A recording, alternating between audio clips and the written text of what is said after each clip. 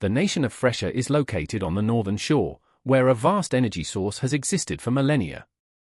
A place where people can use the innate power within themselves to blend with the spirit of the earth and sky.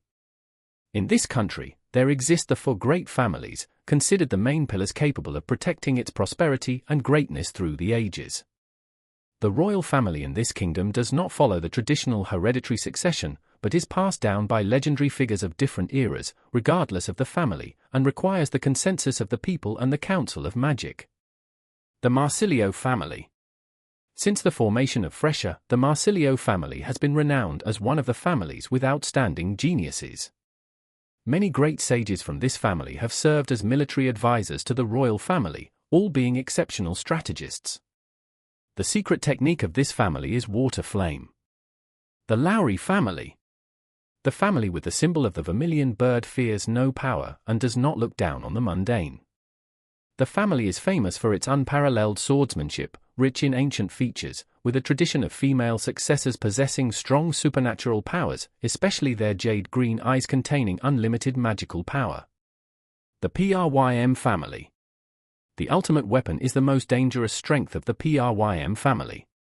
The white tiger is the family's symbol, carrying mighty power that shakes the world. This family has produced many successive generals for the royal family, with the legendary figure known as Lucas Prym. The Askra family. Flexible, firm, glorious in battle are the beautiful words people use to describe this family. Famous for its flame technique, the dragon is the symbol of this family. However, in the past, this was an extremely powerful family. Many great Askra figures have ascended to become emperors, the most famous being Vincentio Askra, the youngest emperor in Fressia's history. And then what happened, brother? The children in the street gathered together, wide-eyed, asking the young man a few years older than them. Ah, that's it.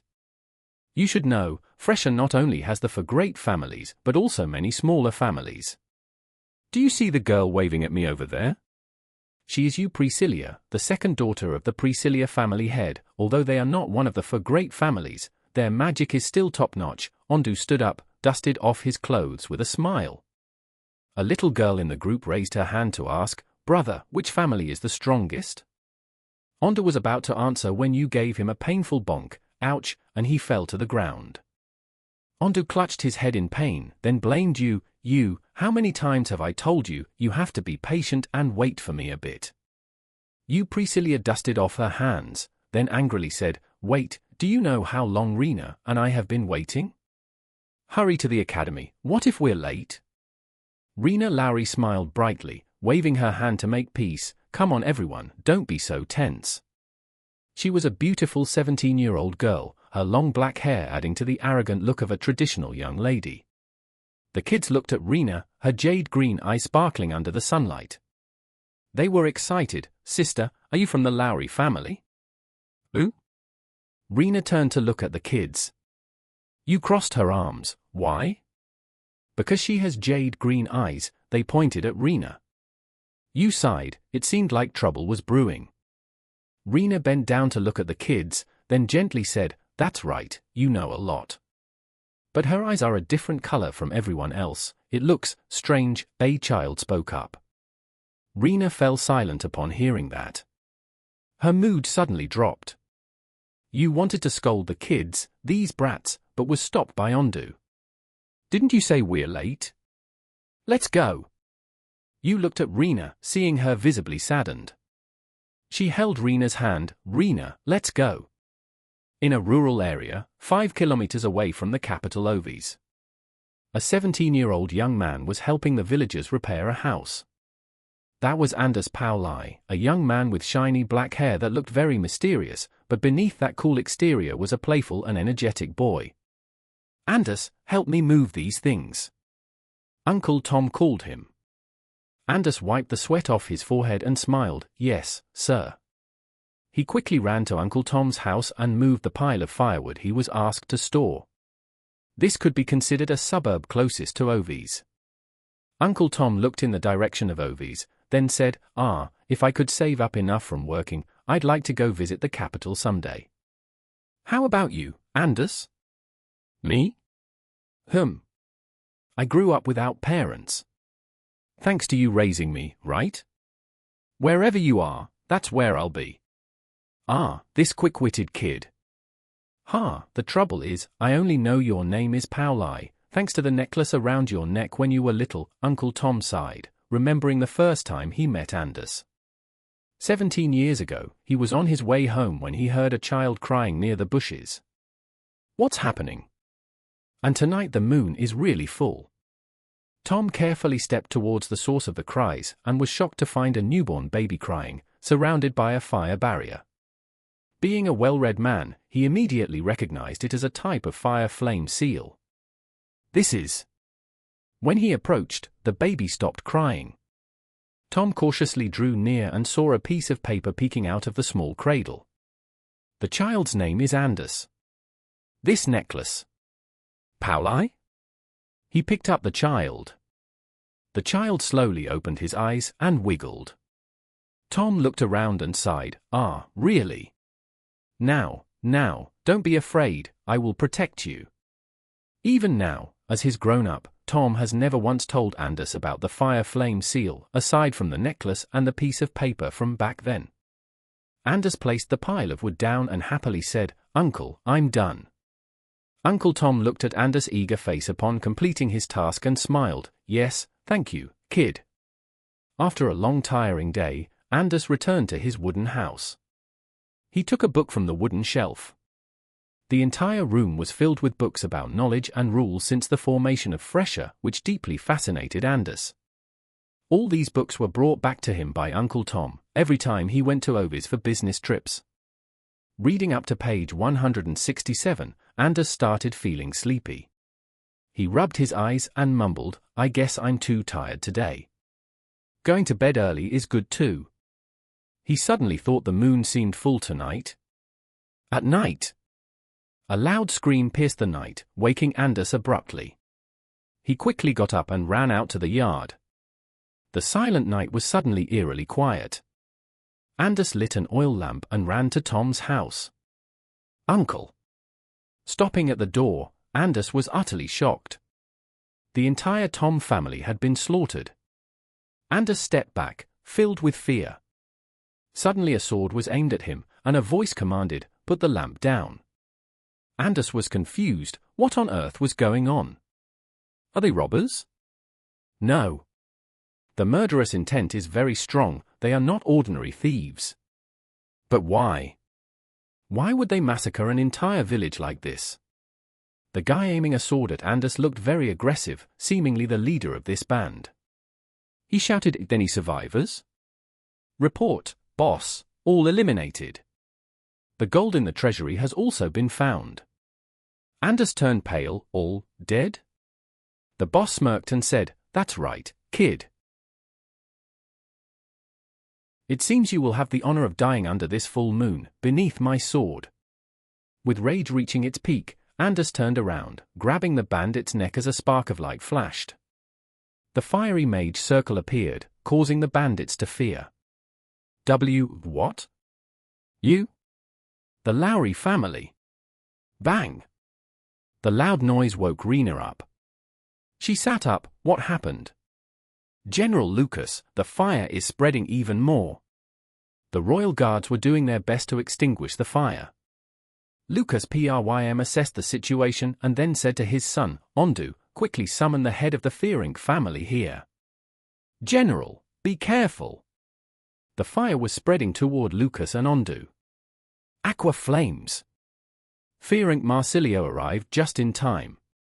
The fire was temporarily controlled.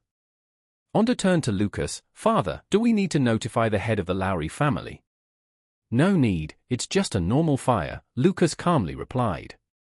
But a voice called out from behind, "Uncle Lucas, this is not just a normal fire." Rena, with her shining emerald green eyes, was using her magic eyes to assess the situation. "Is that so?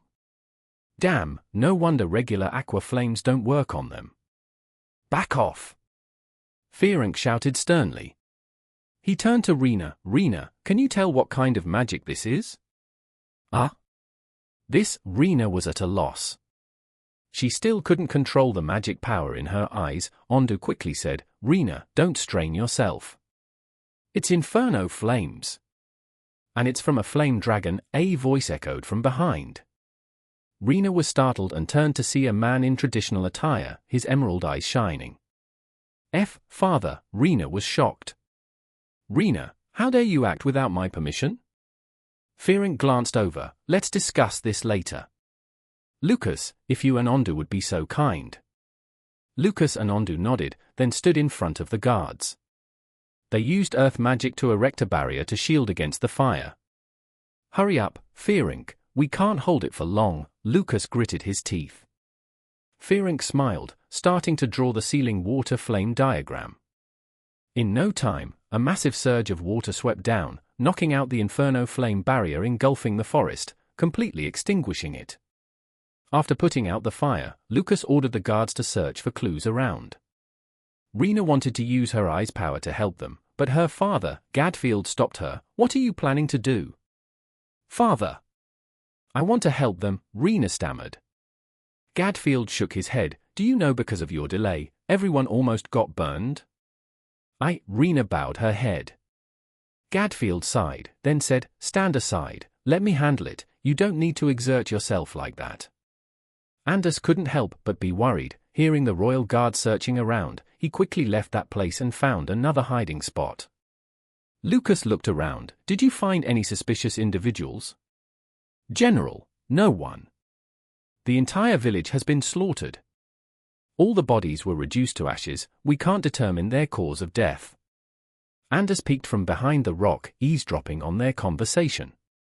Lucas sighed, damn, if only the Lowry family's secret arts could still be, it would have saved us a lot of trouble. Let's head back, we have to report to the royal family.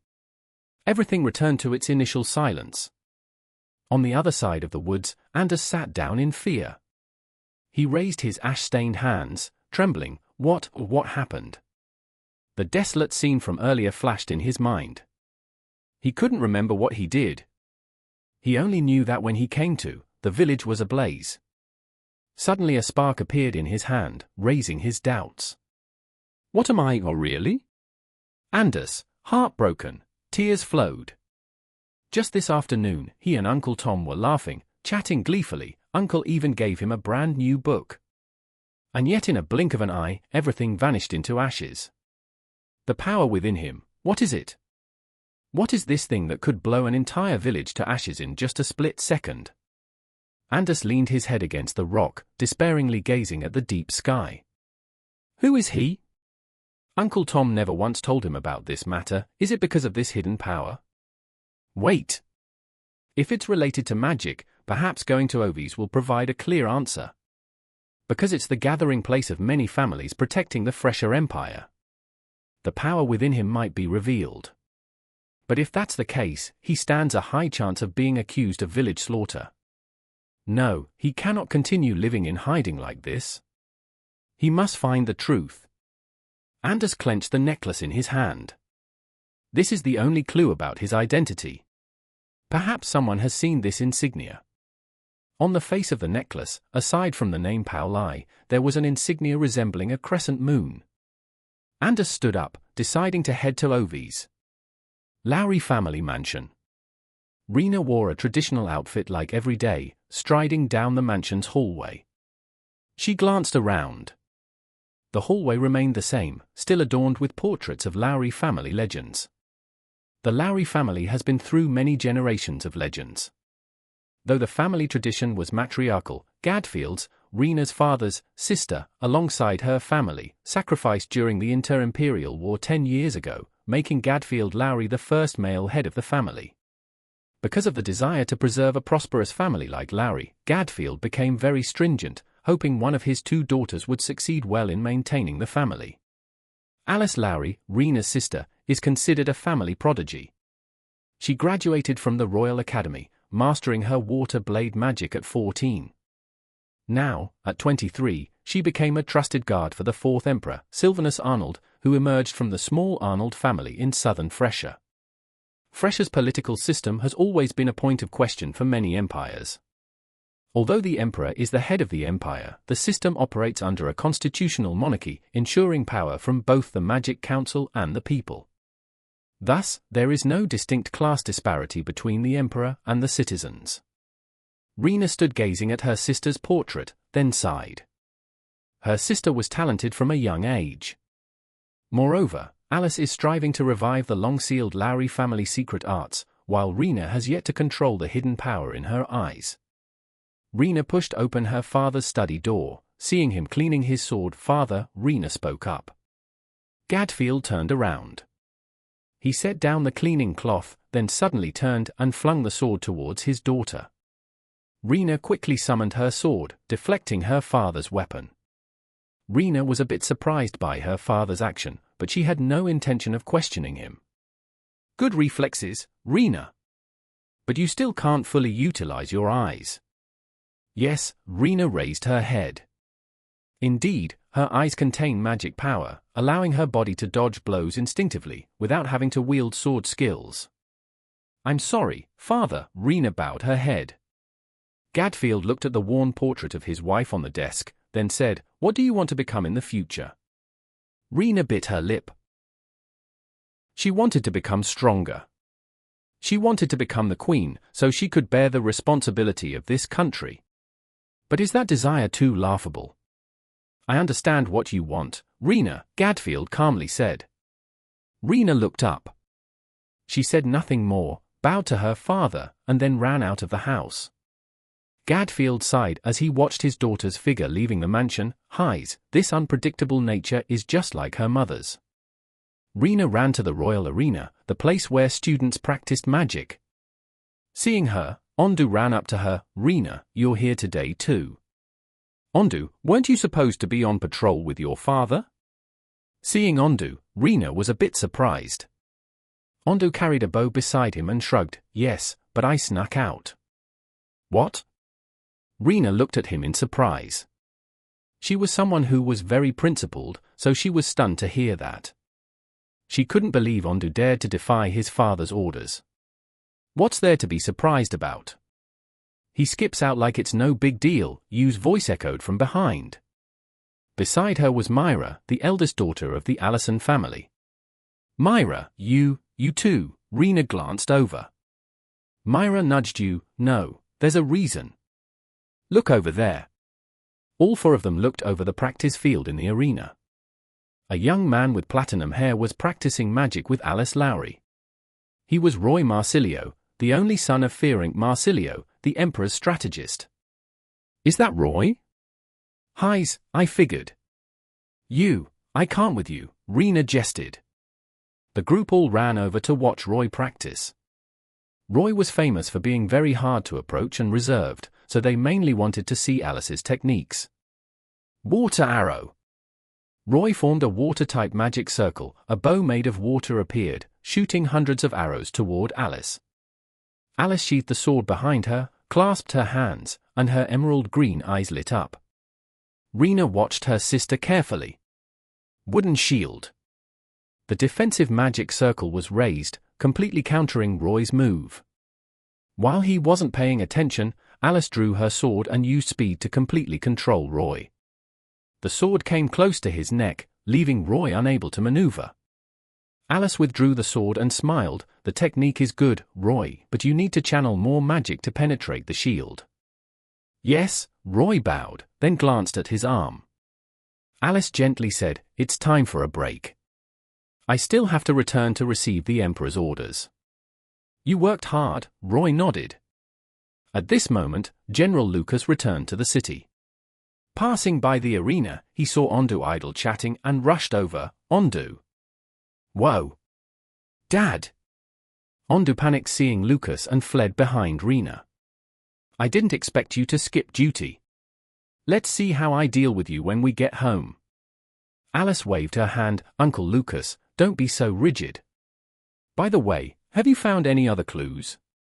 Lucas turned to Alice. The forest was completely cleared by fire flames, not a trace of evidence remains. "But our intelligence suggests that a band of robbers passed through the village last night, but they weren't seen leaving." Alice crossed her arms. "Yes, maybe they killed the villagers and were then burned by the fire flames. That possibility is not excluded. But it's also not out of the question that the one wielding the fire flames massacred the entire village. We need to discuss further with the fourth emperor. Yes. Rena, train with your friends, I have to go now. Alice patted Rena's head and left with Lucas to the palace lobby. Rena smiled at her sister, then turned to Ondu. Guys, shall we train together now? Yes, but Rena, you whispered. What? Roy is hurt. His arm, you whispered. Rena glanced over, noticing that indeed Roy's arm was hurt, bleeding a bit. She turned to say, I don't know healing arts. Neither do I. Should we go to the market and buy some bandages? But Rena didn't get a chance to react before you dragged her away. Ondu and Myra looked at each other, shaking their heads, seeming as though they were about to play some trick. In another development, Anders finally reached the capital Oves. The market was indeed busier than he had imagined. He looked around, hesitating, not sure who to ask for directions, when a child bumped into him. Ouch! They both bumped into each other. The boy fell to the ground. Anders helped the boy up. Are you okay? A man ran up, grabbing the child by the collar. You little bastard, you dared to run away. Anders contested the boy from the man's hands, saying, Hey, what are you doing? Get out of the way, kid, this isn't your business. Judging by this tone and the malice he could sense, Anders assumed with 80 to 90% certainty that this man was a human trafficker, as there was a ship behind him. Are you going to sell this child? Anders asked firmly, testing the man, who raged, What are you saying? He was about to use force to snatch the child when Anders was about to punch him, but recalling what happened in the forest, he paused. The man prepared to attack him, but from the ground, a bunch of vines appeared, binding him. He was stunned, looking back. Anders looked back to see Yu and Rena. Yu was using her magic, controlling him. Rena used her eyes to see through the inside. She walked past Anders, stopped and said, You're not resisting. No, Anders didn't get to finish before Rena turned to the man, pulling out from his pocket a human trafficking contract. What's this? The guy flinched, cursing Rena, you brat, It's a human trafficking contract, isn't it? Rena read aloud. She turned to the guy, saying, You can fool the guards, but you can't fool these eyes of the Lowry family. Her emerald eyes became sharp, causing the man to shiver. You're from the Lowry family? Anders was surprised. Lowry family? Anders was dumbfounded. Among the documents that Uncle Tom left as a knowledge base for him back then, there was even a chapter on the Lowry family, one of the greatest families in the history of the great nations. Now seeing them in person, their power truly couldn't be taken lightly. The law of Fressia doesn't allow those like you to run rampant trafficking humans like this, Rena calmly said. She gestured for you to release him. He frowned, knowing he couldn't do anything, not to mention being under the suspicious eyes of the public, so he quickly turned and ran away. Anders turned to the child, asking, Are you okay? The child just shook his head. Anders breathed a sigh of relief. Rena's voice suddenly rang out, Are you okay? Anders looked over. Rena with sparkling emerald eyes was smiling gently. She extended her hand to pull him up. Anders grasped her hand to stand up. Thank you. Rena looked at him. The fierce expression from earlier had disappeared. She waved her hand. It's just a normal thing to do. You stood with her hands on her hips, urging her, Rena, what are you waiting for? Let's go. Oh, right. I have to go now. Goodbye. As for this child, you just need to take him to Marsilio's house. Uncle Fearing will help you take care of it. Marsilio? I understand. Anders nodded. Rena smiled and then turned and ran towards you. The mansion of the Marsilio family. Far from Anders' imagination, it was just a well-built, modest house, the only difference being a protective barrier. The child, seeing Anders hesitate, immediately spoke, Brother, will I be sold off again? Anders turned to reassure the child, No, don't worry. We will find someone to help you. Looking at the barrier surrounding them, Anders was curious and reached out. Who are you? A stern voice echoed. Anders was startled, his hand touching the barrier. A surge of energy burst out, lightly burning his hand. Ah! Anders withdrew his hand, wincing, ouch. The man who had just spoken was none other than Ferenc. He had just finished his work at the Magic Council and wanted to return home to rest for a bit. Ferenc raised an eyebrow. Is your hand all right? You should know that you can't just randomly touch a barrier. Ferenc looked at Anders's lightly burned hand from earlier. The burn is healing? Anders was surprised, he looked at his hand. Seeing the young man's surprised expression, Ferenc was certain that the young man still knew nothing. Come inside. After hearing the purpose of Anders coming here, Ferenc nodded. I understand your situation. Leave this child to me. We will take him to an orphanage, care for and nurture him properly. Anders sighed in relief, bowing in gratitude, thank you very much. Looking at the young man full of energy and vitality, Ferenc suddenly thought of someone. You boy, do you know what the power inside you is? Anders froze. He stammered. What do you mean? Ferenc stood up, paced in the office. He tilted his head, taking out a document. For decades, my family has served as advisors to the emperors, all the magic in the world, we have seen them all. The barrier from my family, no one has been able to fully heal themselves in such a short time, even medical magicians can't do that. Anders began to feel scared. It was indeed Ferenc Marsilio, the genius advisor of Fressia. What should he say now? Recognizing the young man's hesitation, Ferenc went straight to the point. You boy, you control the fire flame, don't you? Yes, I heard it's a very powerful magic of the Miranda family. But wasn't that family completely wiped out? Yes, that's right. Earlier, I accidentally overheard Father talking to him. It seems like he's the one who controls the fire flame. Rena and you were surprised after hearing that. What? Fire flame? Could it be the magic of the sealed dragon? Roy nodded, it's possible. Even though the Miranda clan was wiped out, there are still some people who scattered and migrated around the world.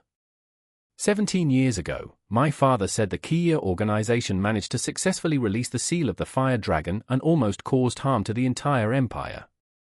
You spoke sadly, that was also the day the Askra clan was wiped out. Yes, it said that the fire dragon killed them all. But absolutely, no one found the fire dragon after that. It's highly possible that. Rena worried, do you mean the fire dragon might have found another body to inhabit? You're right, Rena, Ferenc spoke from behind.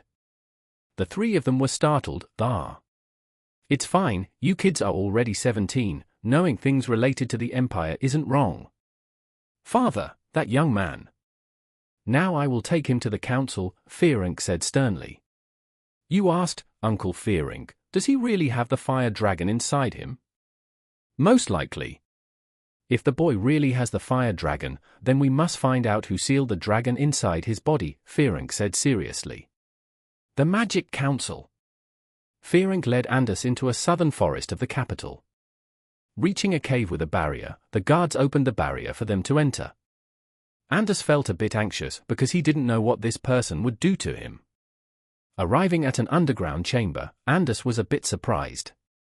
Seeing his curiosity, Ferenc said, This is the council's base, also the headquarters, only the heads of the families, the royalty, and the council can enter.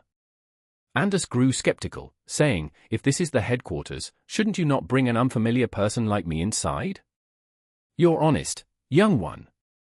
But don't worry, Fressia is the oldest empire on the North Shore, strong enough to control those with ill intentions who enter here.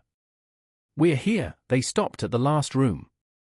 Surrounding them was a room illuminated by quartz stones. The heads of the families appeared. They were all key members of the council, where power was second only to the emperor. The heads of the Lowry and Prym families, Gadfield and Lucas, were present. Seeing the young man around their children's age, both of them were puzzled. What could be so serious to bring such a young boy here? Ferenc looked around at everyone and then went straight to the point, Greetings, dukes, heads of the council. Today, I have something to discuss with you. Could you help check the energy source in this boy's body? Duke Alex, Yu's father, and head of the Marsilio family smiled. You're still the same, Fearing, always so direct. Fearing sighed. All right, this matter cannot be handled privately, so I discussed it with you all, hoping for your cooperation. The heads of the families began to doubt this matter. Anders grew worried. But his purpose in coming here was to find answers for himself, so he had no intention of running away. Gadfield, observing the young man standing by Fearing, could sense some mysterious power. Alice stood by her father, whispering, "Father, should I go and help him?" Gadfield stood up. "I will verify it myself, Alice." He approached Anders and used his family's formation, KHNG bitch. The formation immediately radiated, and the heads of the council silently examined. Anders felt something invading his body. Where is this? Anders felt his consciousness blur, like being in another space. Alice observed Gadfield from afar. Father is using mind magic. You boy, do you recognize me? Anders, in a different dimension, saw Gadfield in front of him.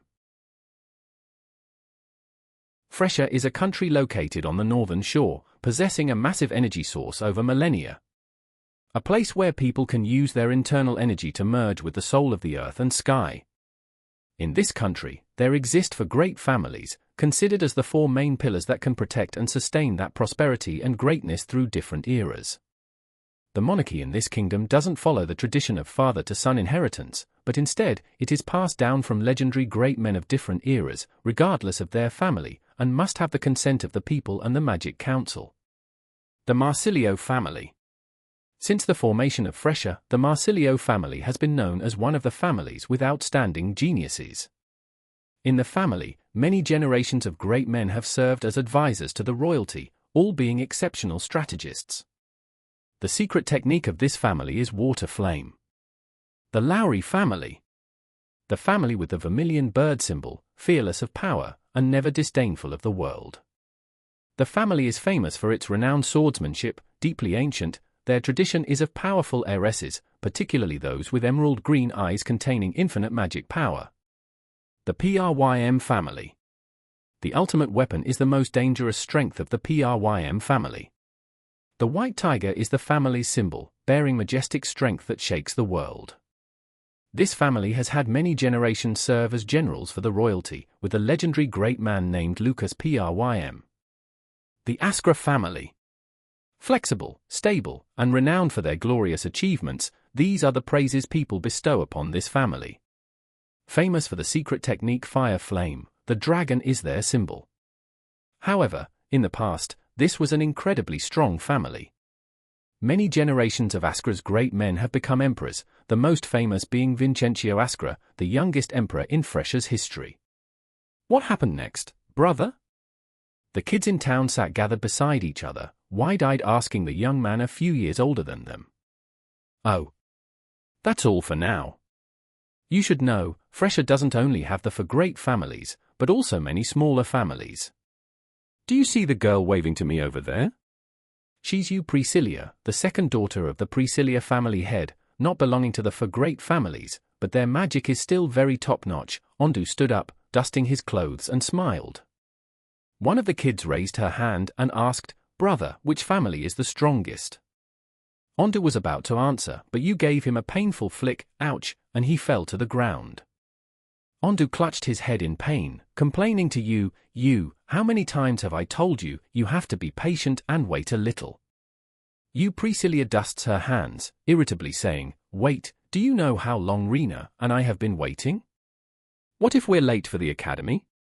Rena Lowry smiled brightly, waved her hand to calm everyone. "Come on folks, don't be so tense like that." She was a very beautiful 17-year-old girl, her long black hair added an aura of a traditional heiress. The children looked at Rena, her emerald green eyes shining in the sunlight. They excitedly said, "Sister, are you from the Lowry family?" "Who?" Rena turned and looked at the children. You crossed her arms. "Why would you say?" "Because she has emerald green eyes," they pointed at Rena. You sighed, it seemed like trouble was coming. Rena knelt down to the children, gently saying, "That's right, you know a lot, don't you?" "But her eyes are of a different color, they look weird," one child spoke up. Rena heard that and fell silent. Her mood sank. "You heard that and intended to scold the kids, you little brats." But Ondu stopped her. "Didn't you say we were late? Let's go." You looked at Rena, visibly upset. She held Rena's hand. "Rena, let's go." In a suburban area, 5 kilometers from the capital Ovis, a 17-year-old young man was with suburban residents helping to repair a house. That was Anders Pauli, a young man with mysterious jet black hair, but behind that cold exterior was a mischievous and energetic boy. "Anders, help Uncle carry this stuff out," Uncle Tom called to him. Anders wiped the sweat off his forehead and smiled. "Yes, sir." He quickly ran over to Uncle Tom's house and carried the firewood he was asked to store in the shed. This could be considered a suburban area closest to Ovis. Uncle Tom looked towards Ovis and said, "Well, if I ever earn enough, I'd love to visit the capital and see what's there." "What about you, kid, Anders?" "Who? Me? I never had parents by my side since I was young. It's thanks to you raising me, isn't it? Wherever you are, I'll be there." "Well, this quick-witted boy."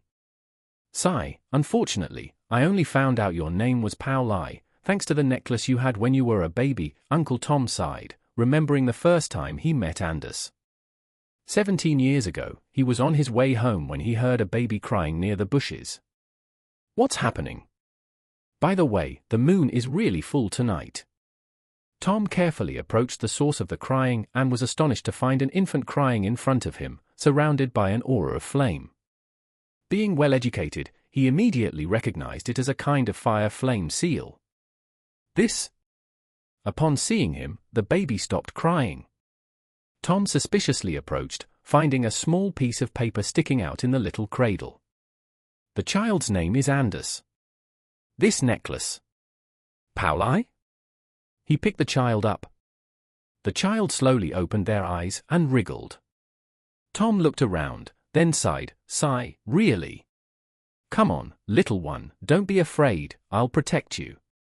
Even now, as he has matured, Tom has never once revealed to Anders about the fire flame seal except for the necklace and the piece of paper from those years. Anders placed the stack of firewood down, saying cheerfully, "Uncle, I'm done." Tom looked at Anders' eager expression when his task was completed and smiled, "All right, thank you, kid." After a long, tiring day, Anders returned to his wooden house. He took a book from the wooden shelf. The room was filled with books about knowledge and laws since the formation of Fressia, which fascinated Anders. All these books were brought back for him by Uncle Tom whenever he went to Ovis for long business trips. Reaching page 167, Anders began to feel sleepy. He rubbed his eyes and mumbled, "I must be exhausted today. Sleeping early isn't a bad idea." He suddenly thought, the moon seemed full tonight. At night? A piercing scream echoed in the night, waking Anders up. He sat up abruptly and dashed to the yard. The still night was suddenly unusually quiet. Anders lit a lamp and ran over to Tom's house. "Uncle!" Halting in front of the door, Anders was astounded. Uncle Tom's entire family had been brutally killed. Anders backed away, overcome with fear. Suddenly, a sword was pointed at him, and a voice said, "Drop the lamp." Anders was bewildered. What on earth was happening? Were they bandits? No. The murderous aura was strong, not from typical bandits. But why? Why did they massacre the entire village like that? The one who pointed the sword at Anders appeared quite aggressive, likely the leader of this gang. He barked, "Are there any survivors?" "Reporting, boss, we finished them all. The gold in the warehouse has also been found." Anders paled. "Dead, all dead?" The leader chuckled, then said, "That's right, kid. Right now, we still haven't found a successor for the Emperor's position because it's a huge responsibility. Therefore, the fourth emperor has returned to his position to lead Fressia. Anders nodded. It seems the imperial management system is still very stringent, truly worthy of a great power. Ethan smiled and said, "All right, from now on, I'll be the one guiding you, get used to it, I'm very strict." Then he extended his hand to Anders. Anders widened his eyes at Ethan, but he was also amicable with him. Hopefully, the days ahead would become better. The Royal Academy. Ondu, Rena, Roy, and you were standing in line listening to Master Kai's lecture. Listen up, everyone. The rule to gaining the upper hand on the battlefield is to unite with your teammates. Ethan? Hello, Master Kai. Are you lecturing the kids? Ethan brought Anders along, amidst the whispers of the students. You and Rena quickly recognized Anders, though a bit surprised, they still waved hello to him. Anders smiled back at them. Ethan said to the students, "Are you tired? Today I brought a new friend to join you." The students looked at Anders, still murmuring about who he could be, when Anders spoke up, "Hello everyone, I am Anders Pauli, I look forward to your guidance." You nudged Rena, "So he's all right now, isn't he?" "Yeah," Rena replied softly. She looked at Anders, still intact, it was really good. Kai glanced over at Ethan. "Ethan, this kid, yes, please take care of him, Master." Ethan smiled. Anders stood beside Ethan, then asked, "Brother, are they all students too?" "Yes, they've been in training since they were 10 years old. Next month, they will have a final exam to be selected into the Imperial Guard team." Anders nodded in understanding. Ethan encouraged him, "If you do well, control your strength, you could also protect the country like me." Anders watched everyone practice. The world was still at war, so training wizards and warriors for Empire security was necessary. He had read some information and knowledge about the military system in Fressia, so he understood it quite well. Ethan was quite pleased because this was someone truly passionate about books. They observed Rena and Ondu sparring with each other. Ethan looked at them, then said, "Rena has always been quite a shy girl since she was little. But recently, she's become stronger, and her technique has improved. As for Ondu, although very lazy and often skips practice, whenever necessary, he shows a great ability to read situations. Still a bit grumpy like Uncle Lucas, but he has a good personality." Ethan continued, "Later on, they will be divided into smaller teams to cooperate on missions with the guard group. If you perform well, you could also become their teammate."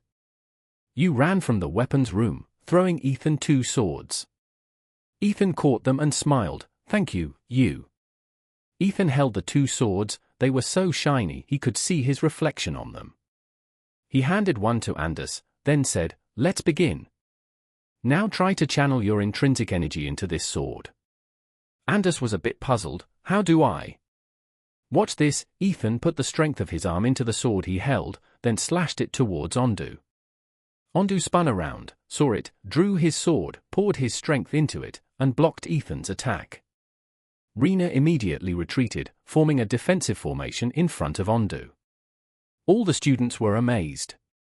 Ondu sighed, "Brother Ethan, you're doing it again." "Ha ha, great strike, Ondu, Rena. See that, who?"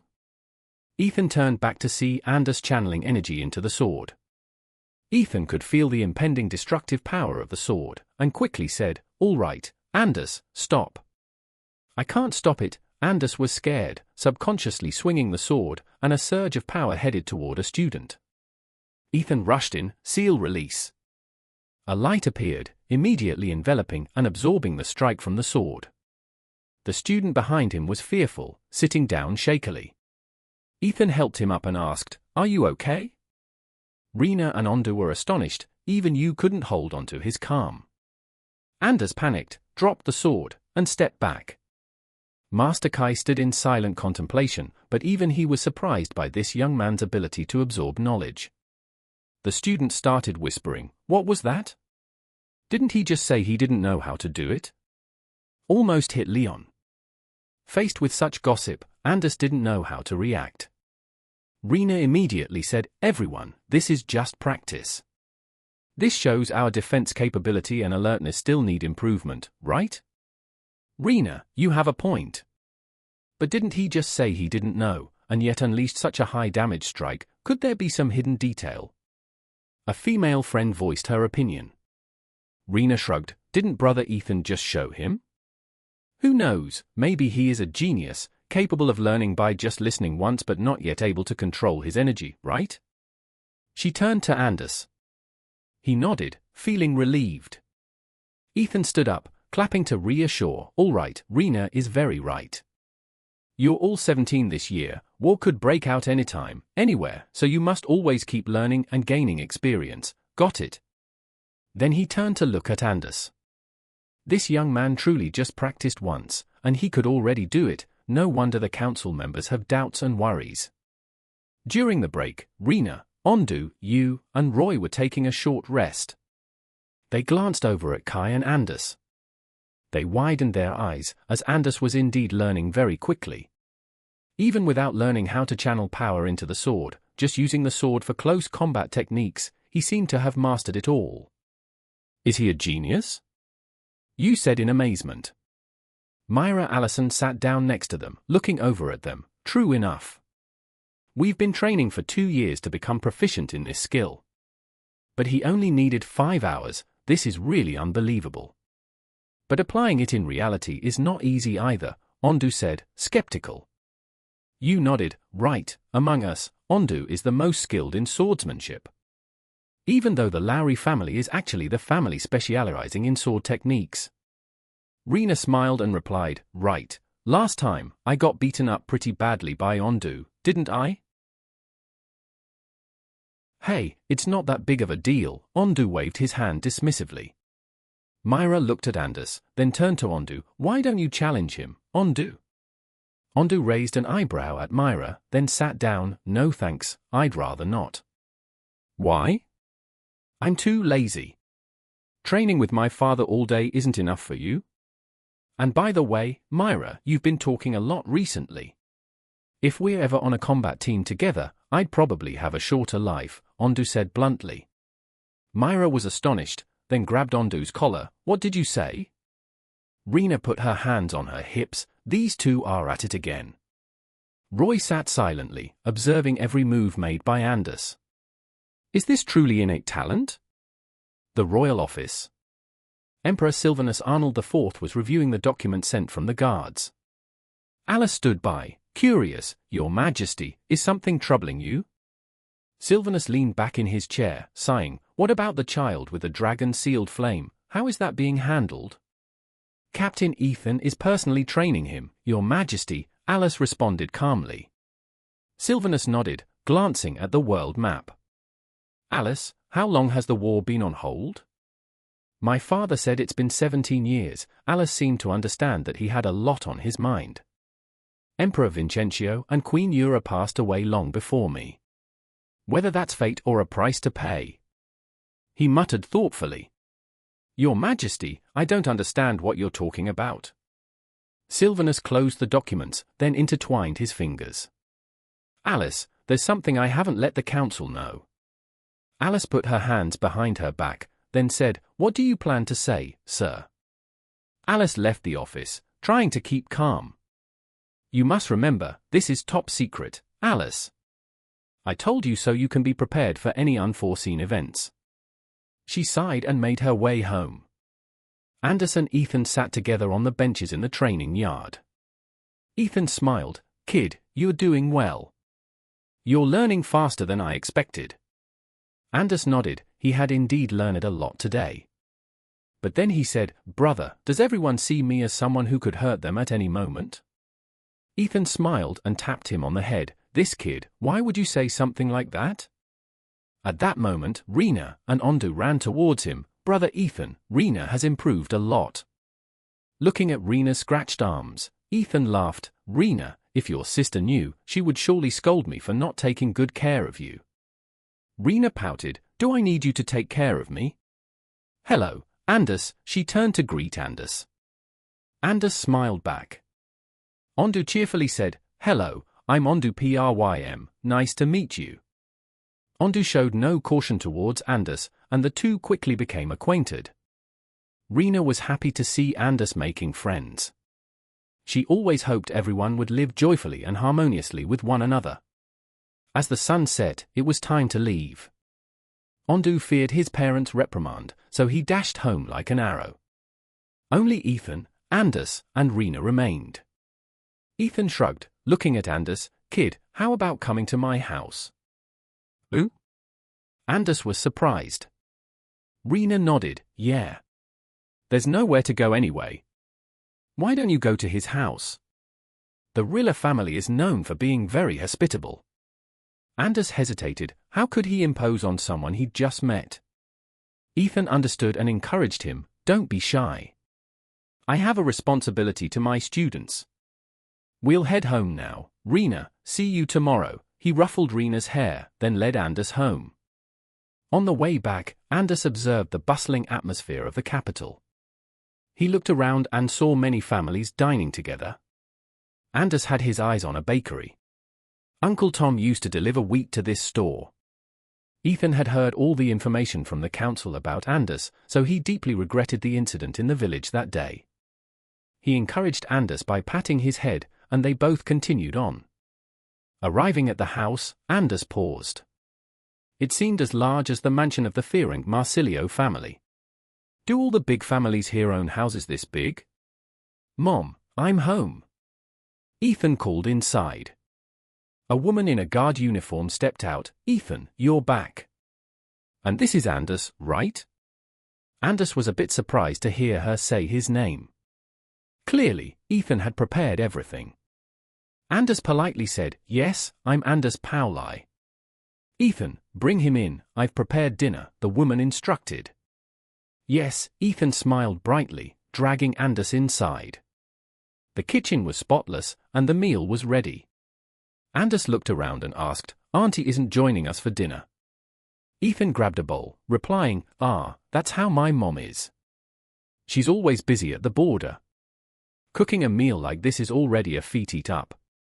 Anders felt a bit shy. He bowed his head. "Why are you so good to me?" Ethan paused, resting his chin on his hand as he looked at the young man. How to put it? I don't really know. I'm very much like my dad, a person who cares too much about other people's business. Wherever someone is in trouble, he and I are always there to lend a hand. Besides, you remind me of someone I deeply respect." Anders raised an eyebrow. "Respect? Don't tell me I remind you of your grandfather?" Ethan burst into laughter. "This kid, he knows how to joke. Eat. From now on, this house will also welcome you, kid. The Lowry family. Focus your weight on your legs, faster." Alice swung a sword in front of Rena, training her with a strict tone. "Gull." Gadfield sat in one corner, silently observing the two. Boys love. Rena put her strength into her legs, quickly slipping past her sister's sword, then launched a kick aimed at her face, but Alice raised her hand just in time to block it. Rena's sapphire eyes lit up as she spotted an opening in the stomach area, and she used the handle of her sword for a final blow on her sister. Alice was stunned and retreated.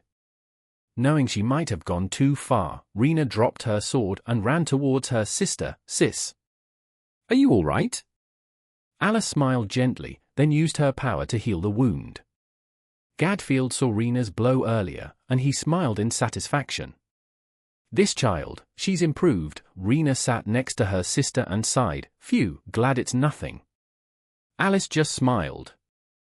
Rena continued, "Sis, Ethan was training Anders today, and he's really strong." Hearing Anders' name, Alice asked, "Strong?" "Well, that young man is indeed a source of enormous strength."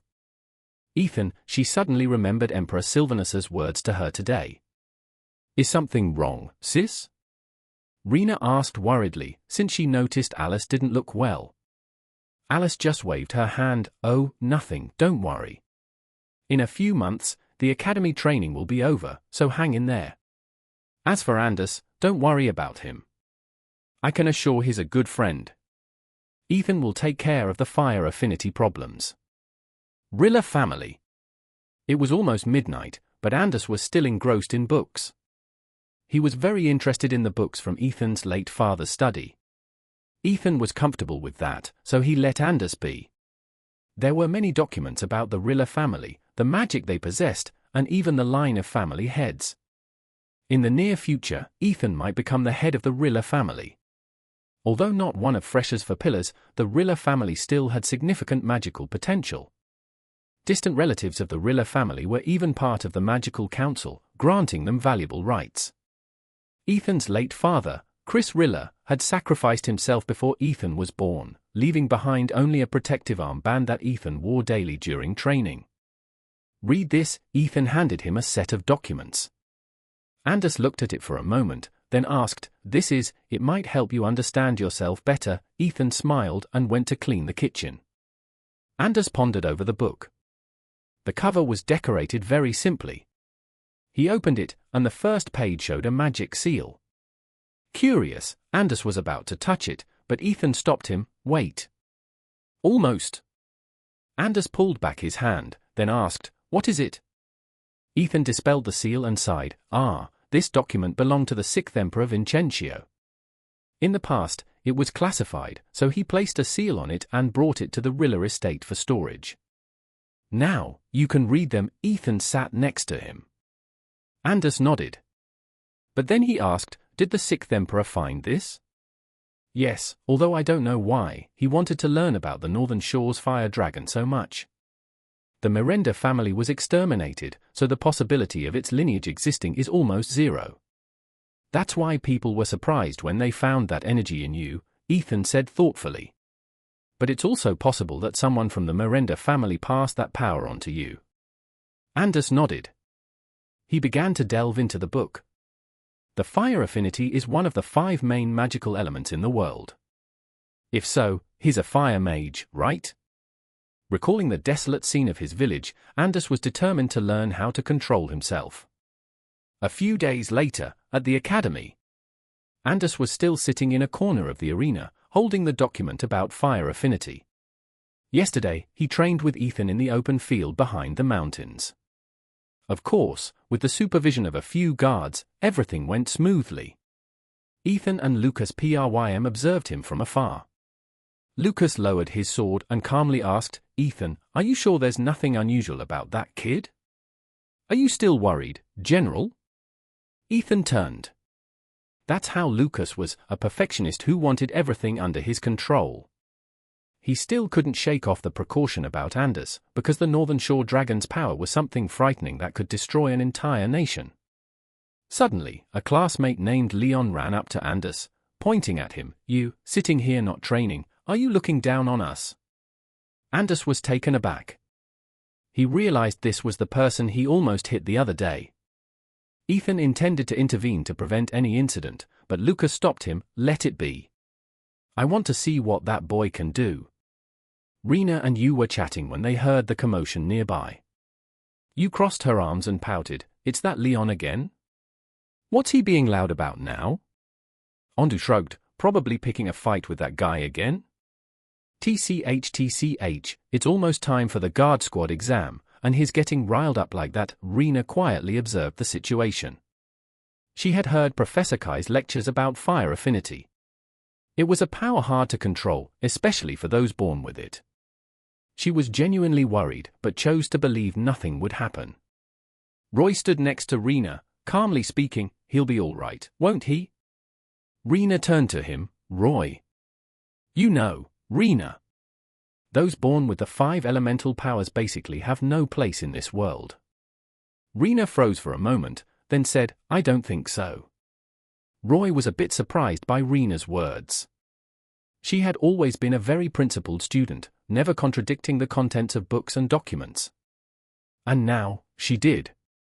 Anders didn't want to get involved in these confrontations and said, "Sorry, but I don't want to cause trouble." Before he finished, Leon lost his temper. "Such a coward. And you think you can join the guard squad?" Leon swung a practice iron rod at Anders. He quickly dodged and drew his iron rod to block Leon's. Leon swiftly stepped back, then used the wind amplification skill he learned. Wind amplification? The magical circle formed, and a strong gust, like a storm, blew towards Anders. Anders quickly set up a defensive magic circle he learned from Ethan. The wind was quickly blocked. Everyone around was in shock. Leon was stunned. At that very moment, Anders rushed forward like the wind, pointing his iron rod at Leon. "Stop here," Anders calmly said. Lucas ran over to mediate. "Both of you, that's enough. You shouldn't fight like this. What's left of the reputation of the future guard team?" "Mr. Lucas," Leon was stunned, then bowed. Anders sighed, then said, "Let's make peace. I'm sorry for being careless." Leon felt guilty and turned away. Roy and Rena stood watching the scene.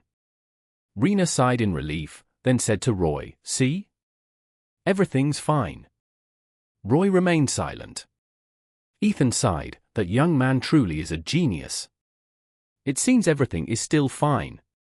As long as he learns to coexist and control that power, there won't be any problems." In the distance, the fourth Emperor and Alice were observing the situation. "Looks like there's no issue." Alice turned to him. "You seem to be quite concerned about that young man." "Yes, perhaps," Sylvanus said thoughtfully. Sylvanus Arnold paused, turning to look at Alice. "Alice, how long have you been my protector?" 5 years, sir." 5 years already. How do you see our kingdom during that time?" Alice relaxed her grip on her sword, then said, "Actually, over these past 5 years, seeing the 4 nations live in peace like this, I also feel relieved. It is all the legacy of the emperors. Including your mother, Irin Lowry, the 5th queen." Hearing her mother's name, Irin paused. Her maternal family wasn't part of the Lowry lineage, but she was a very talented mage from the Nearer family. Later, when she ascended the throne, she was assassinated by a terrorist magical organization. To this day, there are still no clues about that group. Sylvanus seemed to understand her feelings, as his daughter, Princess Audrey Arnold, was also orphaned from her mother in that same battle. Alice gazed towards the academy, then sighed, "I will investigate that matter myself." By the end of the day, everyone was heading home. Rena helped Ondu store the wooden swords, then said, "Anders, are you free today?" "Who?" Anders looked at Rena, unsure how to react to her invitation. Ondu was surprised. "That's strange. Usually, you're shy around people and never invite anyone out." Rena, embarrassed, said, "Hey, am I like that? I just wanted to invite everyone to eat together. I know a very good bakery in the street." Ondu really wanted to join, but then said, "My dad has to take me home. There's probably something happening, so let's make it another time, Rena." Roy and you also declined. "Sorry, but we have something to discuss with Mr. Kai and Ms. Audrey." Rena felt a bit disappointed since this was the first time she had offered to dine together with everyone. Anders didn't want to see her downcast, so he said, "Let's go, I'll go with you." "What? Emperor Vincencio died in battle at the age of 23? Rena bit into a piece of cake and nodded. Yes, he was considered the youngest emperor to pass away in history. The two were discussing the history of Fressia. Wait, Ethan is 23 this year. Could it be that at 6 years old, he had already become a student of the 4th emperor? Anders was still amazed. Rena smiled and nodded enthusiastically. Yes, you could say he is a genius. At 17, he was already in the covert guard, gathering secret information, considered the best intelligence mage in the team.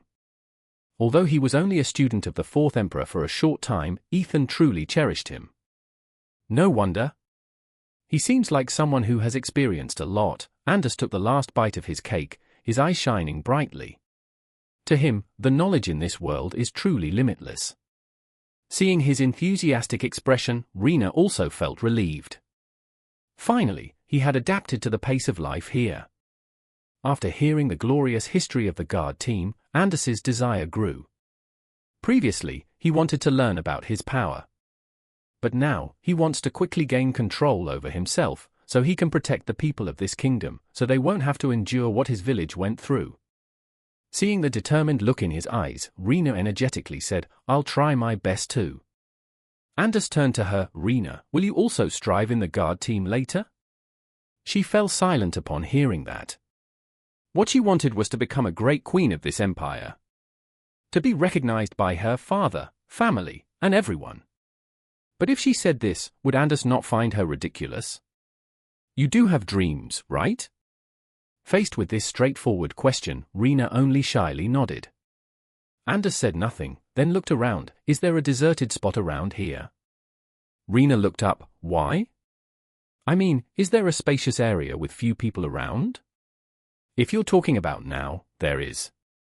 The empty land behind the mountain over there. Rena pointed west. Anders stood up and said to her, let's go, take me there. At the empty land behind the mountain. Wow, it's really spacious, Anders marveled. Rena cheerfully said, this place is spacious, so there's often a lot of mags testing their strength here. Do you see that tree with carvings? I carved it with my Suzaku sword. Beautiful, Rena. Now, come here. Anders ran over and pulled her to the middle of the open space, then shouted, I will become a member of the guard team to protect the people of this country. Anders's shout echoed far. Rena was amazed. Of course, she understood his intention now. Anders humorously smiled. See, what's your dream? Just shout it out. Someone once told me, if you shout it loud enough, one day, you'll gain the strength to make it happen. Rena's emerald green eyes reflected under the sunset. She nodded, cupped her hands to her mouth, then shouted loudly, I will become a queen and be recognized by the people of Fressia. Hearing Rena's noble aspiration, Anders just smiled. Finally, she bravely said it. Rena clenched her fist, then said, thank you, Anders, I feel full of energy. At the academy, Roy charged at Kai, quickly dodging all the close combat strikes of this student. Kai activated the water flame gate, then knocked Roy to the ground. Yu and Audrey stood outside observing the situation. Seeing Yu's worried expression, Audrey laughed. Are you worried? Miss Audrey, Mr. Kai seems heavy-handed. Yu hesitated. Audrey crossed her arms. Didn't you say if Roy gets hurt, you'd be the one to heal him? I feel you're not very adept at healing, are you? Yes. My parents don't want me to master healing, but want me to fight more. Yu gloomily replied. Originally, she wanted to become a healing mage, also because of Roy, as he always got injured during practice, making her quite distressed. But her parents, Yui and Dano, were renowned mags in the guard team, having made merits in the battles of the four nations, so they wanted their daughter to follow the path of combat as well. Audrey sat down, then gently said, do you really think healing mags only need to go to the battlefield to heal wounds? What do you mean? Knowing a bit of combat skills is still better, right? Mr. Kai has already taught you, hasn't he, that having someone to support from the front line is better, right? The Fressia population has only 30% capable of using magic. Reducing the combat strength by 0.1% can also be quite troublesome. Audrey smiled and said. Yu nodded in understanding. So, I can learn both how to fight and how to heal, right, miss? Yes, believe in yourself, Audrey patted Yu's head. Audrey is also the daughter of Sylvanus Arnold, so her tactical vision in real combat is very good, especially her skill with the short sword. She is also a student of Gadfield Lowry, so the swordsmanship taught by him is also a point that makes opponents cautious when confronting her. That's enough for now, Roy. Kai helped Roy up and brushed the dust off him. Roy had a somewhat deep scratch on his shoulder. Kai apologized. If I'm sorry, does it hurt? This is nothing to worry about. I'm fine. Can you help? Surprised, Yu stammered, what? Roy sighed, aren't you staying with me for this exact situation? Stop hesitating, get moving. Blushing, Yu rushed over to him, I got it. Kai sighed and then sat down next to Audrey. You've been through a lot, Audrey smiled. Kai shrugged, Princess, shouldn't you be heading home now? Princess? Are you teasing me again? We're both in the guard team, why make distinctions? Audrey pouted. Yu carefully cast magic on Roy's wound, and the new skin began to form. You've improved, Roy remarked. You remain deeply focused. Could you be quiet for a moment? Rilla's residence. I'm heading off first, Rena. Take care, Anders said as he arrived at Rilla's residence, bidding farewell to Rena. Rena smiled. Thank you so much, Anders. See you tomorrow, she said before running straight home. As Anders stepped inside, Ethan was already seated in the living room. Wow, it's rare to see you get back so late today. Yeah, Aunt Amelia isn't back yet? Oh, she's away for 3 days. Have you eaten? Today, I heard from Instructor Kai that you've made significant progress, even broke Roy's wooden sword. Ha ha, maybe his sword was just old, Anders laughed. Ethan put his book down. No, that sword was most reliable when you could harness your magic in balance with the materials it's made from. During the match with you, I'm sure Roy forgot that detail. Wow, really? At this pace, I'll be able to control my power better, right, brother? Anders said excitedly. Ethan ruffled his hair, then said, exactly, little bro. It'll also mean less work for me training you. Oh, and by the way, I got a few books from my comrades in the guard team for you. They're in your room. Awesome. Anders dashed up to his room, completely forgetting about dinner. Ethan sighed, glancing at the picture frame in the living room. It was a photo of him, another friend, and Emperor Vincencio VI. Teacher, Mark. In every era, there are always such passionate people, aren't there? Weekly, Anders was brought by Ethan to the council to verify his own power. 3 months had passed, and the council didn't detect any signs of that fire dragon's power leakage, so they've become less wary of him.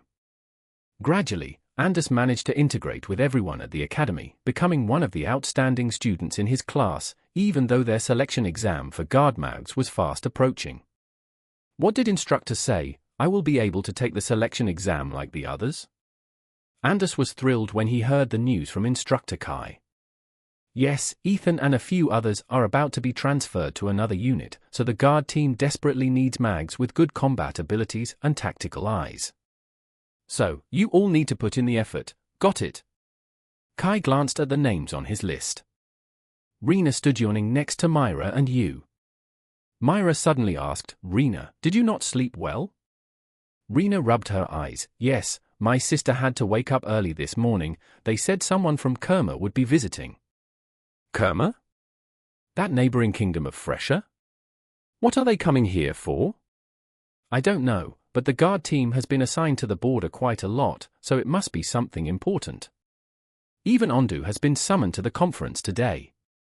Rena glanced around, her eyes pausing on Yu's bandaged arm. You? Your arm. Yu looked at her bandaged arm and said, oh, it's just a poorly done healing spell, don't worry. What? So what about the person you healed, are they okay? I've told you, it's not good to just focus on fighting, you need to balance both things. We are female mags, how can we compete physically with the guys? Myra frowned. Nearby, Roy overheard Myra scolding Yu and smiled. His shoulder wound had completely healed, thanks to that clumsy girl. Palace? Sylvanus, alongside Alice and Audrey, proceeded to the large reception room where they would greet the Kerma royal family.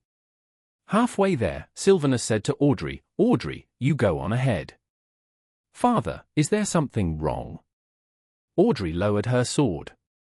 It seems my trusted guard has something difficult to share, he looked at Alice. Under Sylvanus's piercing gaze, Alice remained silent. Audrey sighed, then said, all right, I'll go. Your Majesty, Alice hesitated. Speak, Alice. Ethan, has he been reassigned to the Shadow Guard team? She inquired. Serving as the captain of the guard team, there's no reason Ethan would transfer to the Shadow Guard without cause. Alice, I have advised you not to involve yourself too deeply in the affairs of the Rilla family, Sylvanus stated sternly. If what you say is true, then, Alice was about to say more when a guard approached. Your Highness, Miss Alice, the Kerma royal family awaits you both. Sylvanus ordered the guard away, then proceeded, Alice, remember my words well. Do not let yourself regret it. The entire Lowry family rests in your hands. Alice felt discouraged. She tried not to think further about it and quickly followed Sylvanus. Entering the large reception room, Audrey approached Sylvanus. "Father, they've arrived." In the room, two individuals were already waiting. One was a sophisticated middle-aged man dressed in the distinctive military attire of Kerma. Beside him stood a young girl, likely the same age as Anders and his group. The girl had jet black hair, with an icy demeanor. Sylvanus greeted formally, "Your Highness, Emperor Conroy III, you have arrived." Conroy Harper approached, cheerfully saying, "It's been a while, Fourth Emperor." Alice and Audrey respectfully bowed. They turned their attention to the cold girl beside Conroy. Conroy continued, "This is my daughter, Helen Harper. She just turned 17 this year." Alice was surprised, the same age as Rena.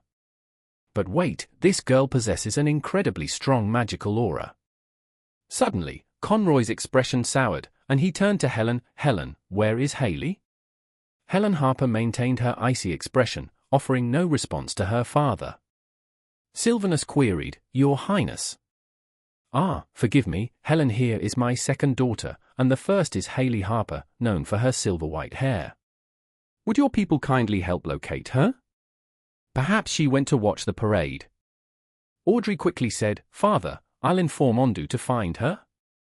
In the western garden of the palace, Ondu yawned, carrying the sword gifted by his father, and searched around. It truly is unfortunate, being a noble lineage, yet tasked with finding a mischievous girl running around the palace. As he tirelessly searched without success, Ondu paused by a nearby apple tree, leaning against it for a rest. "Honestly, if I find her, she's getting an earful. I should have skipped this task, much better practicing magic with Anders at the academy." A few leaves from the apple tree fell down near him. Ondu heard the rustling in the tree and turned around. A girl jumped down from the tree, attacking Ondu with a sword made of ice. He quickly dodged it, drew his sword to block her attack. That was the white-haired girl he was looking for. She flipped and tried to kick Ondu. He quickly spun around, used his elbow to restrain her, pinned her to the tree, and raised his sword with his other hand. "Is it you?" The silver-haired girl looked directly at Ondu. She had very beautiful eyes. Ondu's reflection was in her eyes. She was indeed Haley Harper, the eldest daughter of the Emperor of the Kerma Kingdom. So mature like this, yet causing adults so much trouble. Haley gritted her teeth. "Let me go." Ondu sighed, tightening his hold on her arm. "Princess Haley, I was ordered to find you." "Really, you're not a child anymore. Roaming the palace like this will trouble our security team a lot." Haley turned her face away. "What do you know?" "But, indeed, the Fressia guards are more trained than I thought."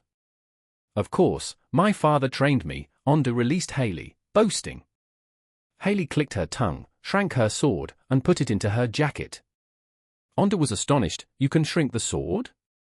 Wait, is your elemental magic power ice? Why are you so surprised? We people of Kerma have the ability to shrink weapons. The ice element is my family's traditional power. But I'm best at the wind element.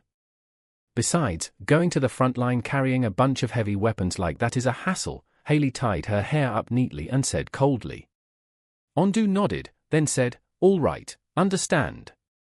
Please return to the guest house, Princess." "What right do you have to make me go?" Haley crossed her arms. Ondu glared, raising his voice. "Hey, you stubborn princess, you're in Fressia territory, and you dare to speak so defiantly.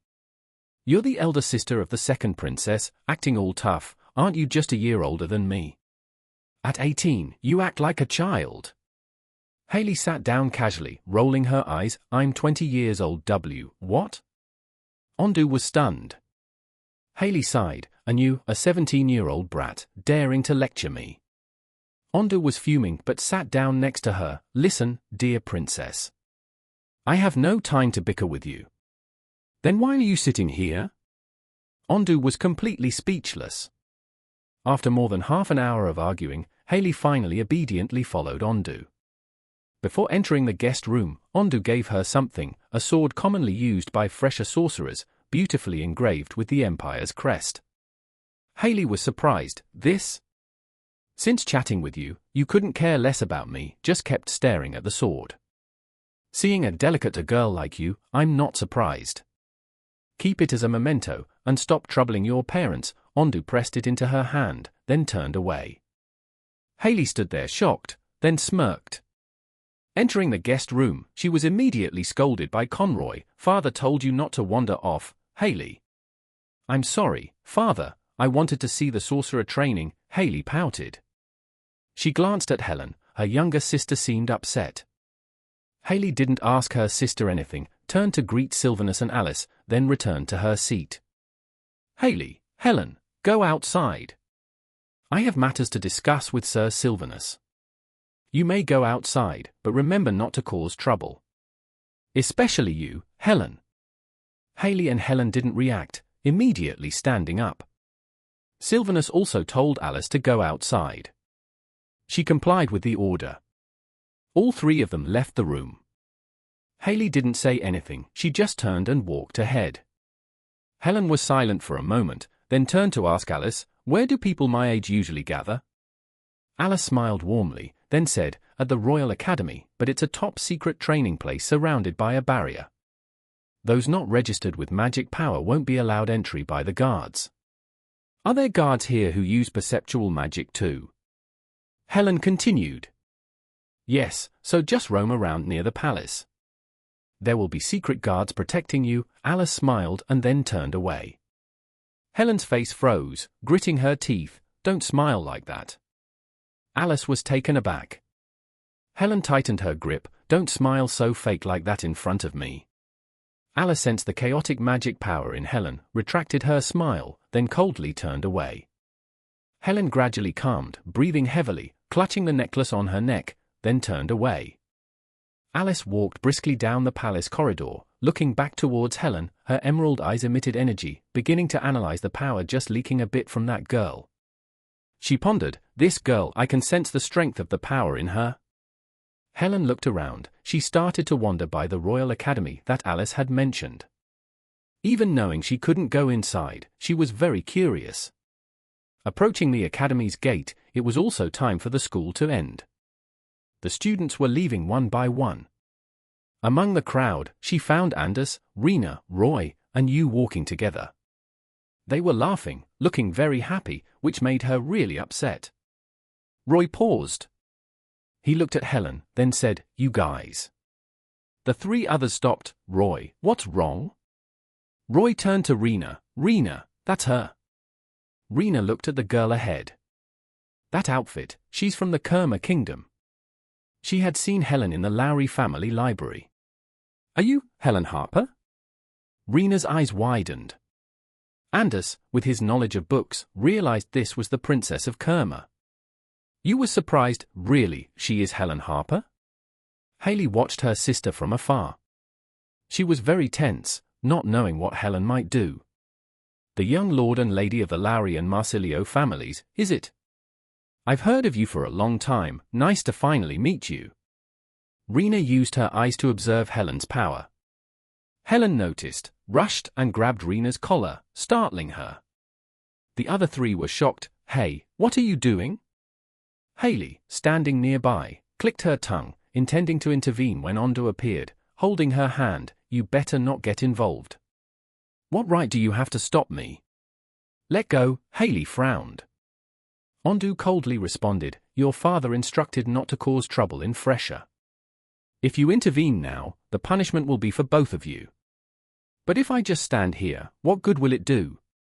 Hailey freed her hand from Ondu, irritated. You can stop here, Anders said calmly. Lucas rushed over to mediate. You two, this is enough. We shouldn't be fighting like this. What would become of the dignity of the future guards? Mr. Lucas, Leon was taken aback and then bowed his head. Anders sighed and said, let's make peace. I'm sorry for not being considerate. Leon felt guilty and turned away. Roy and Rena stood by observing what just happened. Rena sighed in relief and said to Roy, see? everything is fine. Roy just remained silent. Ethan sighed. That young man was indeed a genius. It seems everything is still fine. As long as he learns to live with it and control that power, there won't be any problem. Far away, the fourth Emperor and Alice were watching the situation just now. Seems like there's nothing wrong. Alice turned to him. You seem quite concerned about that young man. Yeah, maybe so, Sylvanus pondered. Sylvanus Arnold paused, turned to Alice and asked, Alice, how long have you been my guard? 5 years, sir, 5 years, he. What do you think of our kingdom during that time? Alice loosened her sword and said, honestly, seeing the 4 countries live in peace over the past 5 years, it makes me feel at ease. All of it is a legacy left by the previous emperors. Including your mother, Irin Lowry, the 5th queen. Hearing her mother's name, Alice paused. Her maternal family didn't belong to the Lowry line, but she was a remarkably talented sorceress from the Nearer family. Later, when ascending to the throne, she was assassinated by a terrorist organization of wizards. Up until now, there's no clue about those people. Sylvanus seemed to understand her feelings, as his daughter, Princess Audrey Arnold, also lost her mother from that same battle. Alice looked towards the academy and sighed, I'll investigate this matter myself. At the end of the workday, everyone headed home. Rena helped Ondu put away the wooden swords and then said, Anders, are you free today? Who? Anders looked at Rena, unsure of how to respond to her invitation. Ondu was surprised. Strange, you're usually shy, never asking anyone out. Hearing this, Rena blushed. Oh, am I like that? I just wanted to invite everyone to eat together. I know a very delicious bakery in town. Ondu wanted to join but said, my dad's going to take me home. Something might be up, so let's arrange it another time, Rena. Roy and you also declined, sorry, but we have something to discuss with Mr. Kai and Ms. Audrey. Rena felt a bit down, as this was the first time she invited everyone out to eat together. Anders didn't want to see her disappointed, so he said, let's go, I'll go with you. Hey, Emperor Vincentio died at the age of 23? Rena took a bite of a cake and nodded, yes, he's considered the youngest emperor to pass away in history.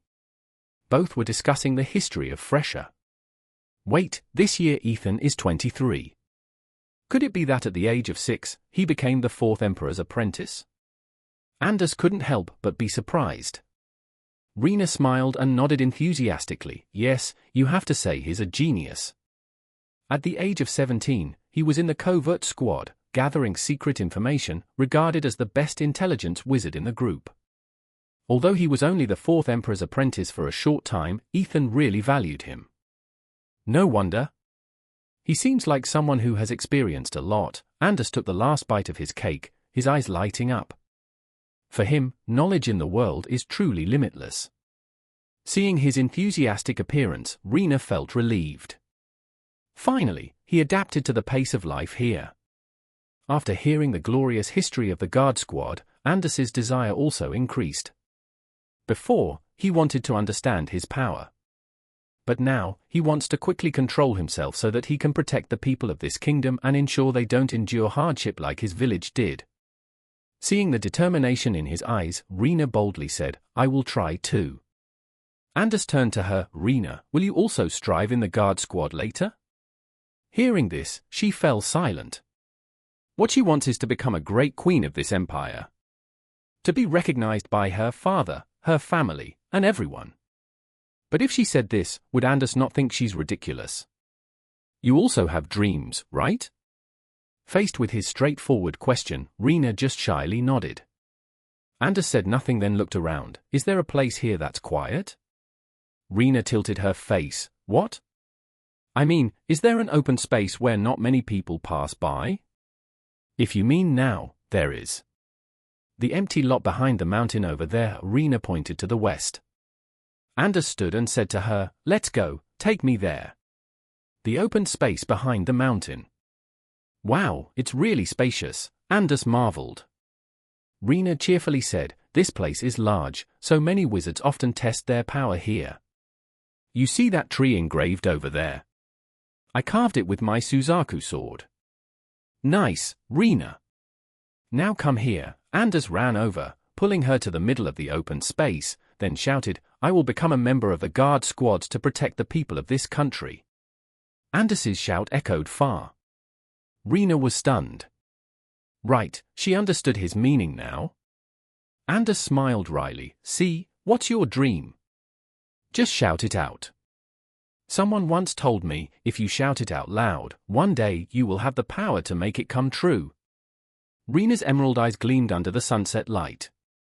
She nodded, cupped her hands around her mouth, and shouted loudly, I will become a queen and be recognized by the people of Fressia. Hearing Rena's noble wish, Anders just smiled. She finally courageously said it. Rena clenched her hands and said, Thank you, Anders, I feel full of energy. In the academy, Roy charged at Kai, quickly dodging all of Kai's close combat attacks. Kai opened a fire gate and knocked Roy to the ground. Yu and Audrey stood outside watching the situation. Seeing Yu's worried look, Audrey chuckled. Worried? Miss Audrey, Teacher Kai seems tough, Yu stammered. Audrey crossed her arms. Didn't you say if Roy got hurt, you'd heal him? I see you're still not adept at healing, huh? Yes, my parents don't want me to be proficient in healing but want me to fight more, Yu said glumly. Originally, she wanted to become a healing wizard also for Roy, as he always gets hurt from training, making her feel worried. But her parents, Yui and Dano, are well-known wizards in the guard squad, having made achievements in the four-nation battles, so they want their daughter to follow the fighting path. Audrey sat down and slowly said, Do you really think a healing wizard only needs to go to the battlefield to heal? What do you mean? Knowing a little combat skill is better, isn't it? Teacher Kai has already taught you, if people provide support on the front line, it will be better. Fressia's population is only 30% capable of using magic, reducing the combat capability by 0.1% is quite severe, Audrey smiled. But growing up, especially now, the girl must have gone through something. That's right. Since she was 15, her behavior has always been very strange. To the point that one time, she almost caused Haley to lose her life. Did that really happen? Sylvanus was surprised. Yes, you must have heard about it too. It was a border battle with a small country ego, just north of Kerma. That time, Haley commanded the guard team in battle, including Helen. At that moment, Helen suddenly lost control and attacked her sister.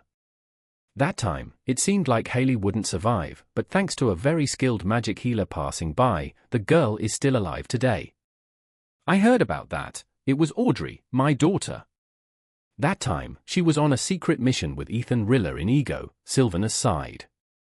Thanks to Audrey, the relationship between Kerma and Fressia has become as close as it is now. After that incident, I took Helen to the Empire's strength analysis area. They said the girl carried the primal dragon's ice element within her, but didn't know since when. Maybe from then on, the girl has been more easily enraged, her speech has become cold, indifferent. Conroy said sadly. Sylvanus leaned back in his chair. If that's the case, why do you let Haley stay close to the girl? Since that incident, Haley has had to rely on insight mags to heal the emotional wounds from her sister's attack. The situation has improved, but I still want the girl to be stronger to face it. The reason the girl runs around watching the guards train is partly because she wants to make herself stronger, to prevent Helen from doing things harmful to the people. I see. Sylvanus looked out the window. It seems this world still has many strange things. Back at the Riller household, Anders as usual darted into the kitchen. Ethan wasn't home today either. For days have passed. Since moving to the Shadow Guard team, the house has become significantly emptier. Anders sat in the kitchen having dinner, then suddenly remembered the years living in his old village. Since the incident there, Lucas Prym and Alice have decided to make a grave for the victims in the village. Anders gradually got used to life in Ovis, but there were still quite a few unresolved issues about his origins. He didn't think of himself as someone with an ordinary background. He tidied up the house a bit, then went out for a walk. Reaching the night market, he met Ondu and Roy buying ice cream together. Ondu, Roy, he called out. Anders? Ondu and Roy turned back.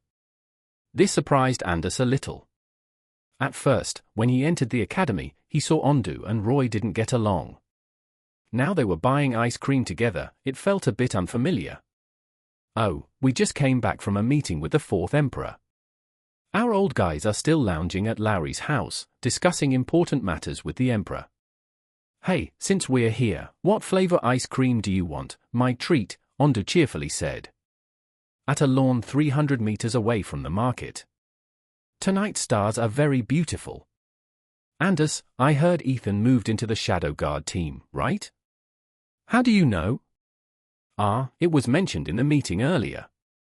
I don't know why, but when Ethan was mentioned, the heads of the families kicked us out. Ondu, shouldn't you not talk about it with many people?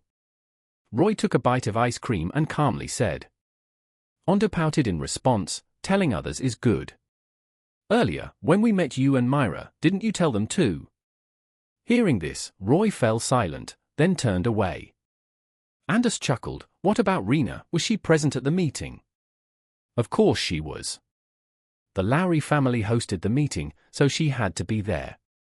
Sister Alice was with the guard team performing protective duties for the two princesses of Kerma. The Emperor of Kerma had to return to handle important matters. He will be back in 3 days. It's kind of sad, right, Roy? The thing earlier? Anders lowered his ice cream stick. Did something happen?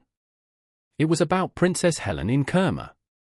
Her father, Uncle Gadfield, blamed her for not being careful, which led to her being hurt. Roy sighed. Hearing this, Anders nodded. Ondu continued, Uncle Gadfield must be the devil of the four great families. When I was little, I invited Rena to skip school to go into the forest to pick acorns, and as a result, he scolded us thoroughly. At that time, she cried a lot. Anders remembered Rena's gestures. She was shy, didn't dare to speak up her mind, so there was a reason.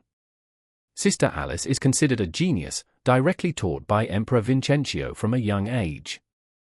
So she is really good. She's proficient in combat skills and in healing as well. I heard she's also learning to use the Lowry family's secret magic. Secret magic? If, as I read in the book, it's the magic that can control the power of the North Shore fire dragon? Anders immediately recognized it. Because he read about it in the Rilla household study. Yes, but apparently, it's not the kind of magic you can learn just like that. It depends on many things. So Anders, you still have to try hard. I understand. But do you guys really want to be friends with me? Roy was puzzled. Why ask such a strange question?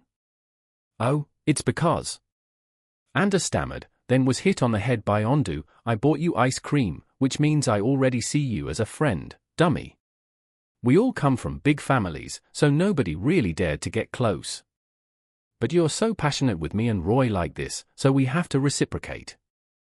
And don't think we're playing with you just because you're alone. We truly want to be friends, so we're getting close to you. Anders smiled happily. Roy mumbled, this Ondu guy, he really can't shake off being a chatterbox. The Lowry family. Fearonk, Lucas, Gadfield, and Sylvanus were sitting in the secret study room. The atmosphere seemed very tense. We will accept the matter of the Kerma Emperor. But Your Majesty, who do you intend to choose to control the fire dragon inside Anders? Sylvanus sat silently for a moment, then said, the magic of the Lowry family leans towards dispelling seals, so I can't take the risk. Alice still hasn't found a way to deploy that magic, and Rena doesn't have enough experience to explore it. Gadfield said, I have an idea, Your Majesty. Someone opened the door and stepped inside. It was a man who looked similar to you, Priscilla. He wore the clothes of an S-rank guard mage. Dano? Lucas raised an eyebrow. Dano saluted Sylvanus, then said, I can control it. What makes you so sure? You're only good with earth elements, you're not good with sealing magic. Ondu heard the rustling in the tree and turned around. A girl jumped down from the tree, attacking Ondu with a sword made of ice. He quickly dodged it, drew his sword to block her attack. That was the white-haired girl he was looking for. She flipped and tried to kick Ondu. He quickly spun around, used his elbow to restrain her, pinned her to the tree, and raised his sword with his other hand. Is it you? The silver-haired girl looked directly at Ondu. She had very beautiful eyes. Ondu's reflection was in her eyes. She was indeed Hayley Harper, the eldest daughter of the Emperor of the Kerma Kingdom. So mature like this, yet causing adults so much trouble. Hayley gritted her teeth. Let me go. Ondu sighed, tightening his hold on her arm. Princess Hayley, I was ordered to find you. Really, you're not a child anymore. Roaming the palace like this will trouble our security team a lot. Hayley turned her face away. What do you know? But, indeed, the Fressia guards are more trained than I thought. Of course, my father trained me. Ondu released Hayley, boasting. Hayley clicked her tongue, shrank her sword, and put it into her jacket. Ondu was astonished. You can shrink the sword? Wait, is your elemental magic power ice? Why are you so surprised? We people of Kerma have the ability to shrink weapons. The ice element is my family's traditional power. But I'm best at the wind element. Besides, going to the front line carrying a bunch of heavy weapons like that is a hassle. Hayley tied her hair up neatly and said coldly. Ondu nodded, then said, all right, understand. Please return to the guest house, princess. What right do you have to make me go? Hayley crossed her arms. Ondu glared, raising his voice. Hey, you stubborn princess, you're in Fressia territory, and you dare to speak so defiantly. You're the elder sister of the second princess, acting all tough. Aren't you just a year older than me? At 18, you act like a child. Hayley sat down casually, rolling her eyes. I'm 20 years old. What? Ondu was stunned. Hayley sighed. And you, a 17-year-old brat, daring to lecture me. Ondu was fuming but sat down next to her. Listen, dear princess. I have no time to bicker with you. Then why are you sitting here? Ondu was completely speechless. After more than half an hour of arguing, Hayley finally obediently followed Ondu. Before entering the guest room, Ondu gave her something, a sword commonly used by Fressia sorcerers, beautifully engraved with the Empire's crest. Hayley was surprised. This? Since chatting with you, you couldn't care less about me, just kept staring at the sword. Seeing a delicate girl like you, I'm not surprised. Keep it as a memento, and stop troubling your parents. Ondu pressed it into her hand, then turned away. Hayley stood there shocked, then smirked. Entering the guest room, she was immediately scolded by Conroy. Father told you not to wander off, Hayley. I'm sorry, Father, I wanted to see the sorcerer training, Hayley pouted. She glanced at Helen, her younger sister seemed upset. Hayley didn't ask her sister anything, turned to greet Sylvanus and Alice, then returned to her seat. Hayley, Helen, go outside. I have matters to discuss with Sir Sylvanus. You may go outside, but remember not to cause trouble. Especially you, Helen. Hayley and Helen didn't react, immediately standing up. Sylvanus also told Alice to go outside. She complied with the order. All three of them left the room. Hayley didn't say anything, she just turned and walked ahead. Helen was silent for a moment, then turned to ask Alice, where do people my age usually gather? Alice smiled warmly, then said, at the Royal Academy, but it's a top-secret training place surrounded by a barrier. Those not registered with magic power won't be allowed entry by the guards. Are there guards here who use perceptual magic too? Helen continued. Yes, so just roam around near the palace. There will be secret guards protecting you. Alice smiled and then turned away. Helen's face froze, gritting her teeth. Don't smile like that. Alice was taken aback. Helen tightened her grip. Don't smile so fake like that in front of me. Alice sensed the chaotic magic power in Helen, retracted her smile, then coldly turned away. Helen gradually calmed, breathing heavily, clutching the necklace on her neck, then turned away. Alice walked briskly down the palace corridor, looking back towards Helen. Her emerald eyes emitted energy, beginning to analyze the power just leaking a bit from that girl. She pondered, this girl, I can sense the strength of the power in her. Helen looked around. She started to wander by the Royal Academy that Alice had mentioned. Even knowing she couldn't go inside, she was very curious. Approaching the academy's gate, it was also time for the school to end. The students were leaving one by one. Among the crowd, she found Anders, Rena, Roy, and you walking together. They were laughing, looking very happy, which made her really upset. Roy paused. He looked at Helen, then said, "You guys." The three others stopped. "Roy, what's wrong?" Roy turned to Rena. "Rena, that's her." Rena looked at the girl ahead. "That outfit, she's from the Kerma Kingdom." She had seen Helen in the Lowry family library. "Are you Helen Harper?" Rena's eyes widened. Anders, with his knowledge of books, realized this was the Princess of Kerma. "You were surprised, really, she is Helen Harper?" Haley watched her sister from afar. She was very tense, not knowing what Helen might do. "The young lord and lady of the Lowry and Marsilio families, is it? I've heard of you for a long time, nice to finally meet you." Rena used her eyes to observe Helen's power. Helen noticed, rushed and grabbed Rena's collar, startling her. The other three were shocked. "Hey, what are you doing?" Haley, standing nearby, clicked her tongue, intending to intervene when Ondo appeared, holding her hand. "You better not get involved."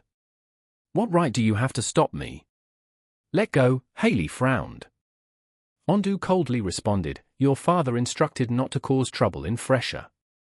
If you intervene now, the punishment will be for both of you." "But if I just stand here, what good will it do?" Haley freed her hand from Ondo, irritated. "It's possible to normalize all actions now." Audrey had someone write down Helen's condition, then turned to Rena and Anders. "Thank you, Audrey. Finally, you've dropped the honorifics with me, Rena." Audrey patted Rena's head, teasing her. Rena smiled mischievously. "Well, it's because you won't let the students call you princess. You used to be a little princess yourself, back when your mother was queen." Audrey tapped her head lightly, then left the room. Anders chuckled, then turned. "That's good, Helen." Helen looked at the two, pondering for a moment, then asked, "Why?" "What?" Anders looked at her with wide eyes. "You possess the primal magic like I do. You must be aware of our position in this world, right?" "I understand. But look, I've proven myself." "Don't worry about that, just keep moving forward." "You make it sound so easy." Helen clicked her tongue and turned her face away. "Then, do you want to be friends with us?" Helen was startled. "Friends?" "Friends indeed." Throughout her youth, she carried the ice dragon type, a power she didn't understand where it came from. It consumed her emotions, her warm heart. The citizens of the Empire believed her mother's death during childbirth was due to this bizarre power. The incident in the small kingdom, the day she nearly killed her sister, made her firmly believe she was truly a calamity, a disaster for the great nation of Kerma. And now, someone was asking to be friends with her. "You're such a fool," Helen sighed. Anders just laughed it off. "Well, calling me a fool." "Helen, I'm serious." At this moment, Haley and Ondo entered the hospital room. Seeing her sister, Helen murmured, "Sister." Haley simply smiled tenderly. "Let's go home, Helen." In Helen's heart at that moment, she suddenly felt a sense of relief. Tears rolled down her cheeks. "Yes." On the way home, Anders and Rena stopped by a shop selling delicious ice pops. "So, the ice in Helen's heart has been thawed?" "Yeah, even if it was accidental, it's good nevertheless," Anders smiled playfully. Anders looked around. There were many families strolling in the streets. Thinking back, for 17 years, the warmth called parental affection was something Anders had never experienced. Rena knew what he was thinking, nudged him. "I know what you're thinking. Someone just told Helen to be more positive." At the Priscilla residence. Roy escorted you home. At the entrance of the Priscilla family, 2 mage guards were on duty. Seeing Roy, their faces stiffened. You sighed, "Th. Thank you for seeing me home, Roy." "Yeah, no problem." The selection exam is coming up, keep healthy, I'll head back first. Roy waved goodbye to her. Yu blushed, said nothing more, and rushed into the house. As she entered, she met Dano, her father, waiting. Yu, where have you been, coming home at this hour? Yu stammered, I stayed with the group accompanying the Kerma royalty back, father. Rena's group? And what do you have to say about that Marsilio boy? You mean Roy? Yu's face hardened. She even knew what her father was about to say next. Yes. You're still determined to learn healing magic? Do you plan to defy me? Yu bit her lip. What are you talking about? The internal conflict between the Priscilla and Marsilio families, that's between you and Uncle Fearing. Roy and I have nothing to do with it. Ah. She got slapped by Dano, causing her to fall down. Yuri Priscilla, her mother, came running to intervene. Dano, what are you doing to our daughter? Dano's face turned pale with anger. Have you seen the end of Bella Marsilio, Roy's mother? She only had healing abilities, because she was so useless, it led her to such an end. If you don't learn to fight, you'll just be useless on the battlefield. Yu was indignant. She said, you're lying. Aunt Bella wasn't useless. How could you disregard all the kindness she showed you and Mom like that? Also, Uncle Fearing didn't even prohibit me and Roy from being friends. Why do you have to? Dano didn't want to say anything more. He ordered, guards, lock the young lady in her room, set up a barrier to keep watch. From now until the selection exam, you're absolutely forbidden to meet that boy even for a second. Yu was unwilling. She cried out, what are you doing? Release me. The guard sealed her hands, preventing her from using magic, and prepared to take her inside. Suddenly the door flew open. A young man stood up, master of the Priscilla family. That's enough. Dano froze. In front of him stood Roy, the eldest son of the Marsilio family, also the family with the most animosity toward the Priscilla family. Roy had heard everything. He gently said, "You, come over here." "Roy, you?" Yu was still being held by the family guards. Dano, furious, said, "Roy, do you see the Priscilla family as worthless? You even dare to storm in here. You and I aren't involved in the past enmity of the adults, Uncle Dano," Roy coldly replied. Dano was stunned. Yuri, Dano's wife, quickly rushed out. "That's enough. Dano, I won't allow you to do this to you." Yuri ordered the guards to release you. Yu quickly ran to Roy. Dano laughed angrily. "Roy, do you think I'll let today's incident slide?" Roy looked at Yu. Her worried expression was apparent. He and she were both heirs of their families. Yuri, Yu's mother, was surprised. A young noble of a big family like Roy, stepping in to rescue a young lady from a lesser family. Roy calmly stated, "The generational feuds between the previous generations shouldn't affect the path we're going to take. When the flame of our generation's will is ignited, you won't comprehend how great that can be." Dano snorted. "A 17-year-old kid like you knows what about a brutal war. If you insists on becoming a healing mage like your mother, with this frail body, she won't survive the battlefield. Then I and my friends will stand by her. There's no need for you to worry about that," Roy firmly declared. Yu was taken aback. "What are you saying?" She looked at him with round eyes. Roy looked at her, then said, "Yu's will, I hope you and Aunt will allow her to pursue it." Then he bowed, as a gesture of conciliation.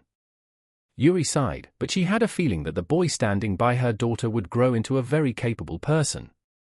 Dano stood rooted to the spot. Even he didn't expect a 17-year-old like Roy to have such profound thoughts. Yu feared things would become complicated. She tugged Roy's sleeve. "Roy, you don't have to." "All right. I agree." Yuri spoke up. Everyone was surprised and turned to her.